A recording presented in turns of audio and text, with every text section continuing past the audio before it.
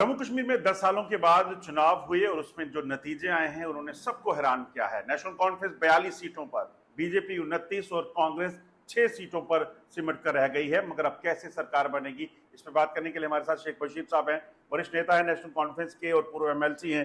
बशीर साहब, सबसे पहले ये जानना चाहूंगा कि अब क्या होने वाला है। अलायंस के पास सीटें 2 आ गई हैं, कैसे सरकार बनेगी, अब नेशनल कॉन्फ्रेंस का अगला कदम क्या होगा, कब लेजिस्लेटिव पार्टी की मीटिंग होगी? बहुत बहुत शुक्रिया आपका। आपने कहा क्या होने वाला है, वही होगा जो मंजूर खुदा होगा। मैं जम्मू कश्मीर के लोगों को मुबारकबाद देना चाहता हूं कि उन्होंने डेमोक्रेसी को रिस्टोर करने के लिए नेशनल कॉन्फ्रेंस पर भरोसा किया है, अलायंस पार्टनर के ऊपर भरोसा किया है और उम्मीद की जा सकती है कि नेशनल कॉन्फ्रेंस और अलायंस पार्टनर जम्मू कश्मीर के अंदर डेमोक्रेसी बहाल करने में रोल अदा जो करेंगे, उसमें उनकी उनके उनके जो क्या नाम है एक्सपेक्टेशंस है उस पर पूरा उतरेंगे। दूसरा, हम बग़ैर वक्त गवाए लेजिस्लेचर पार्टी की मीटिंग जो है वो होने वाली है। उस लेजिस्लेचर पार्टी की मीटिंग में जब फैसला होगा कि कौन लीडर ऑफ द हाउस होगा, लीडर ऑफ द हाउस जब चुना जाएगा तो साथ साथ ही एलजी को अप्रोच किया जाएगा कि फॉर्मेशन ऑफ गवर्नमेंट कैसे होगा, और शायद ये हफ्ते के अंदर अंदर सारी चीज़ें होने वाली हैं, तो उसका इंतज़ार करना चाहिए। लेकिन सबसे बड़ी खुशी ये है कि जम्मू कश्मीर के लोगों ने सेकुलरिज़म के ऊपर भरोसा किया है।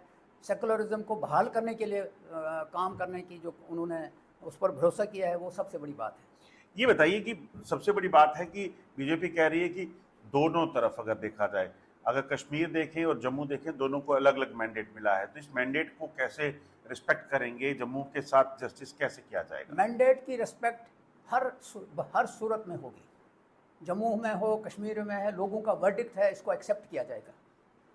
मैं ये भी समझूंगा कि जहां जम्मू का वर्डिक्ट थोड़ा सा डिफरेंट है, लेकिन ये भी मैं चाहूँगा कि मोदी जी का वो फार्मूला नहीं चला जो मोदी जी ने पार्लियामेंट में इसमें इलेक्शन कैंपेन में किया, अमित शाह साहब ने इलेक्शन कैंपेन में किया।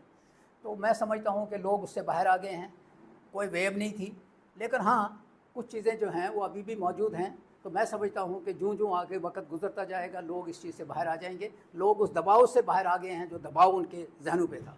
एक चीज़ और जानना चाहूँगा, कल बीजेपी से बात हुई जब नेताओं से, तो उन्होंने कहा कि अभी नतीजे आए हैं, अभी देखेंगे क्या होगा, बीजेपी सरकार कौन बनाएगा इस पर भी विचार होना है।